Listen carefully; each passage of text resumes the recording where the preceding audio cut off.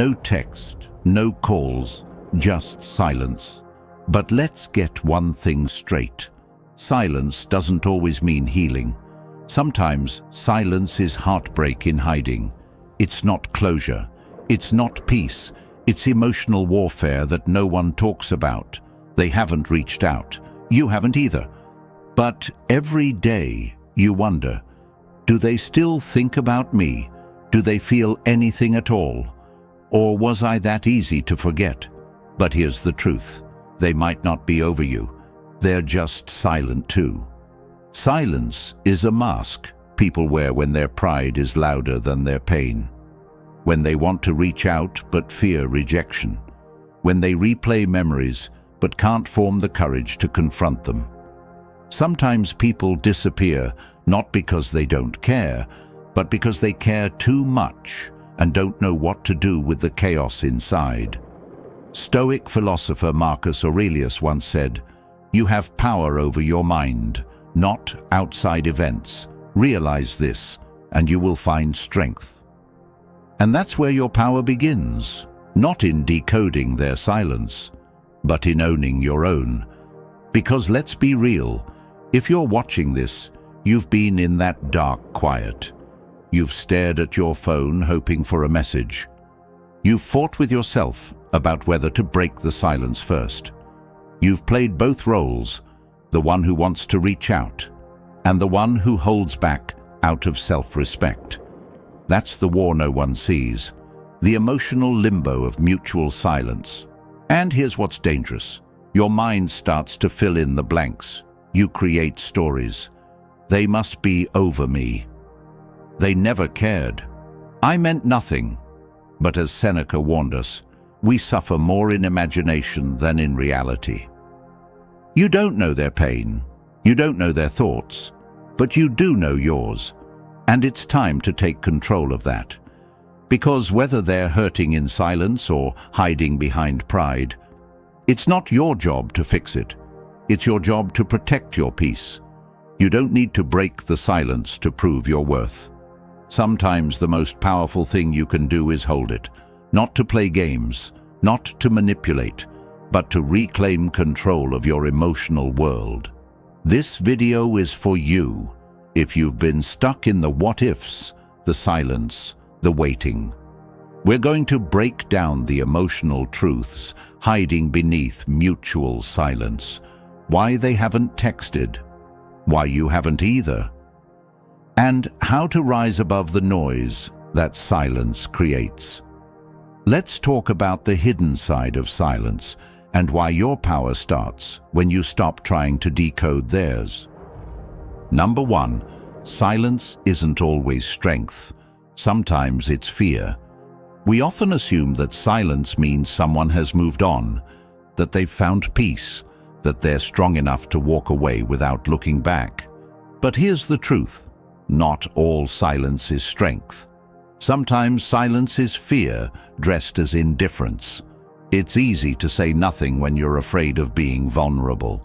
It's easy to stay quiet when the truth might hurt, or when reaching out might make you look weak. But fear and strength wear the same mask in silence.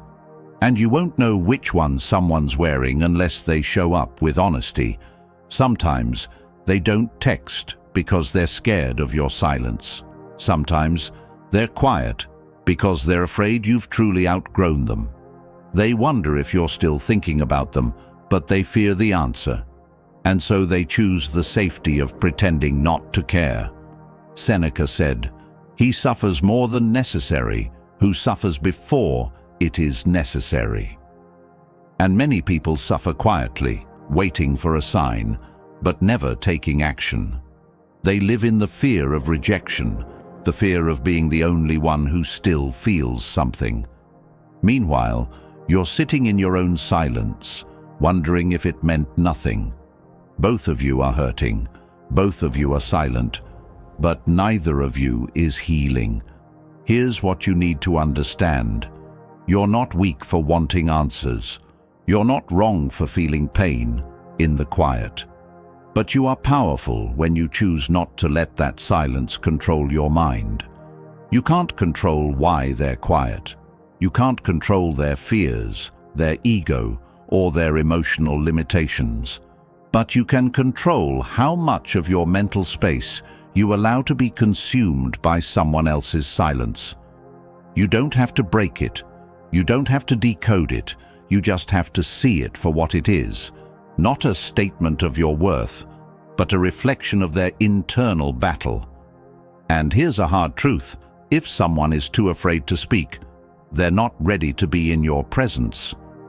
You've earned the kind of love that speaks clearly, that chooses courage over pride, that shows up when it matters.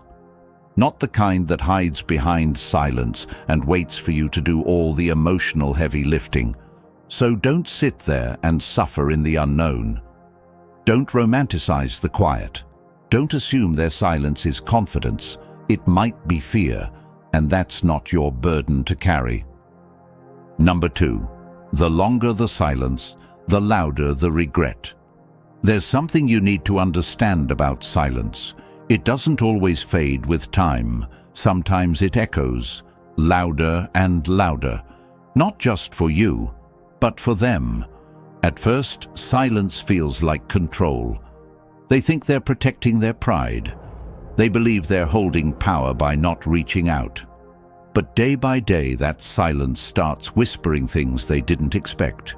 Regret, what-ifs, memories they thought they buried. You start appearing in their mind when they least expect it. During a song, a scent, a quiet moment alone. They don't text, but they're thinking. They don't call, but they're feeling. Silence can become a prison for people who thought they were walking free. The Stoic philosopher Marcus Aurelius wrote, "The best revenge is to be unlike him who performed the injury." In silence, you're becoming that. You're healing. You're growing. You're not playing emotional games or waiting by the phone. You're showing strength by not collapsing under the weight of the unknown. But them, they might not say it. They might never admit it. But they're watching. And the longer the silence stretches, the more it forces them to sit with what they lost. And the louder that realization becomes. Because here's the psychological truth. Distance gives clarity.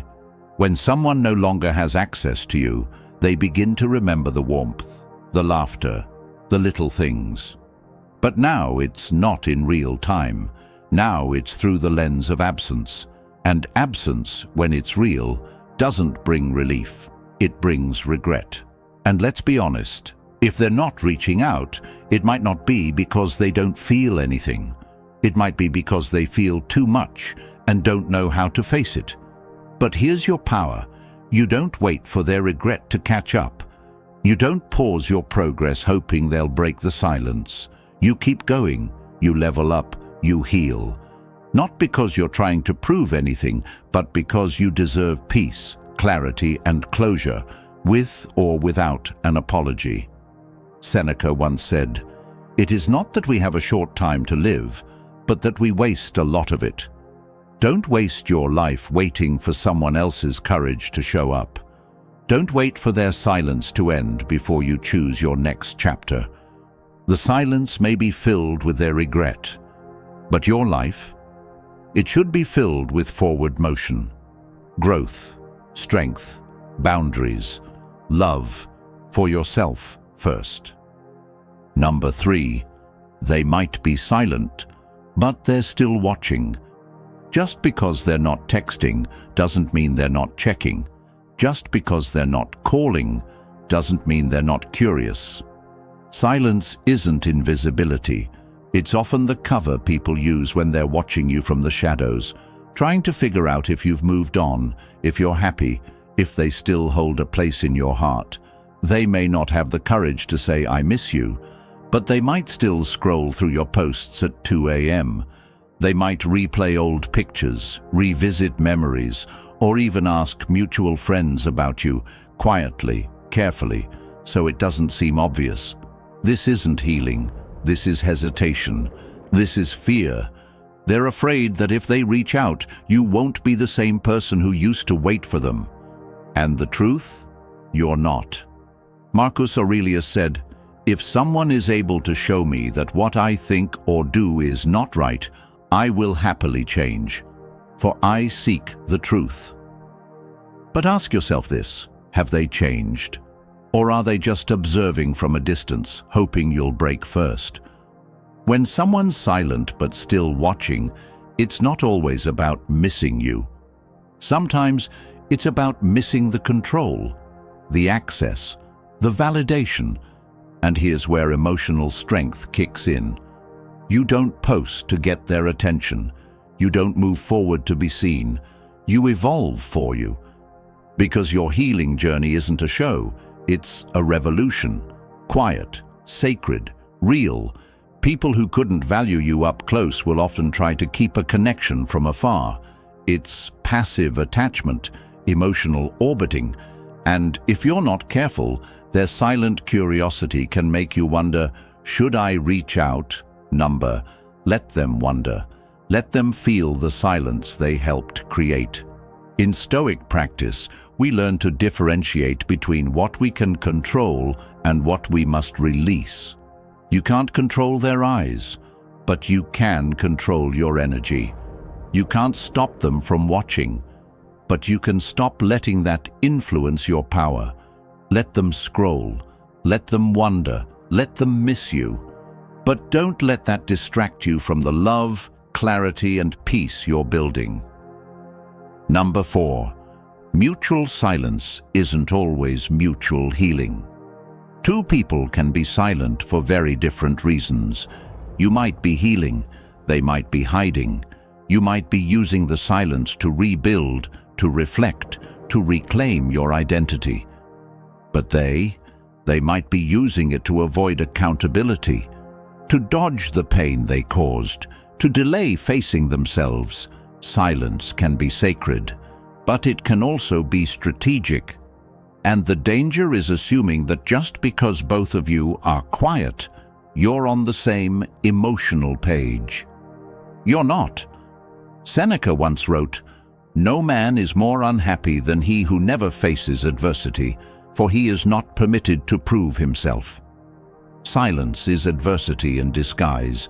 It forces you to sit with your emotions, to separate what you feel from what you deserve, to confront the difference between being missed and being respected. Ask yourself this: has this silence given you peace, or has it only paused your pain? Are you becoming stronger, or are you secretly waiting for them to break first? This is the psychological trap of mutual silence. It can feel like power, but sometimes it's just two people bleeding in private, each waiting for the other to make the first move. And here's the truth most people won't say. If you're the only one growing, then you're not in mutual healing. You're in solo transformation. You can't assume they're thinking like you, healing like you, hurting like you. They might be. Or they might be partying, avoiding, numbing, denying. Not everyone uses silence as a tool. Some use it as a wall, a weapon, a way out. In Stoicism, the core teaching is this: you are responsible for your own soul, not theirs. Your growth is not measured by what they feel. It's measured by how you rise. Let go of the fantasy that silence is romantic, that it's some kind of soul connection. Silence is a test, and not everyone passes. So, what do? You keep rising. You keep showing up for yourself. You build peace not to prove a point, but because your soul deserves rest. You don't break the silence to see if they still care. You stay grounded in the truth. If they cared enough to heal it, they would have said something real by now. Number 5. If they're silent, let them be. Your peace needs no permission. If they're silent, let them be. Don't chase closure. Don't chase explanations, because the longer you chase their voice, the more you abandon your own. You don't need their reply to validate your healing. You don't need their apology to begin again. You don't need permission to move forward. Epictetus said it clearly: freedom is the only worthy goal in life. It is won by disregarding things that lie beyond our control. And their silence, that's beyond your control. So let it go. This is the turning point most people miss. You think their silence is the obstacle, but it's not. The real obstacle is your attachment to what that silence means. You keep replaying conversations that never happened. You read into pauses like they're poetry. You build entire narratives around unanswered messages, hoping to find a hidden "I still love you" inside the silence. But truth doesn't hide. If someone values you, they don't stay quiet forever. If someone respects you, they don't leave you to drown in confusion. So let them be. Let them stay silent. Because every day they stay away is a loud message. They're not choosing you. And if they're not choosing you with clarity, you must choose yourself with conviction. Don't trade your emotional stability for someone else's uncertainty. You don't win by breaking first. You win by staying rooted. And if they ever return, it should never be because you chased. It should be because your strength echoed louder than their silence. Real love doesn't speak in riddles. It communicates. It shows up. It doesn't make you guess or beg or wait in emotional limbo. If they're silent, let them stay where they are. Because you're not building a life that waits around for maybes. You're building a future that's fueled by certainty, your own. Number 6. Healing doesn't need their words. It needs your decision. Healing doesn't come wrapped in a text message. It doesn't arrive when they finally decide to speak. It begins when you decide, enough is enough.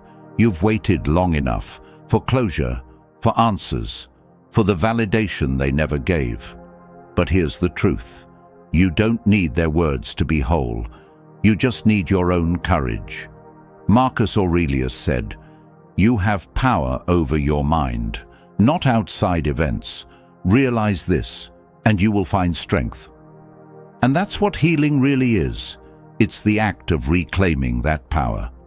You reclaim it every time you stop checking your phone for a text that never comes. You reclaim it when you unfollow, when you stop replaying old conversations, when you finally say, "I matter too much to keep waiting for someone who doesn't show up." They don't need to explain themselves for you to move forward. Their silence doesn't mean your story ends in confusion. Because your healing isn't waiting on them, it's waiting on you. Waiting on you to decide, I don't need them to tell me they were wrong. I don't need them to see my worth. I see it now, and that's all that matters. When someone doesn't reach out, doesn't fix what they broke, doesn't take accountability, you don't need to stand in place hoping they'll grow up emotionally. You need to grow forward. Stop letting their inaction determine your timeline. Stop letting their silence dictate your healing speed. You don't need to hear, "I'm sorry," to feel free. You just need to say, "I release this," and mean it. Because healing isn't about waiting, it's about waking up. Waking up to the truth that you're no longer the person who needed them to explain themselves. You're the person who's ready to rebuild, with or without closure. And that's power, not bitterness, not pride, just pure, unshakable self-respect. So today, stop asking, "Why haven't they said anything?" and start asking, "Why am I still holding on to what isn't choosing me?" Because the next chapter of your life, it doesn't need their lines, it needs your decision. Number 7, you're not missing out, you're being redirected. Let's get one thing straight. Just because they're silent doesn't mean you've lost something.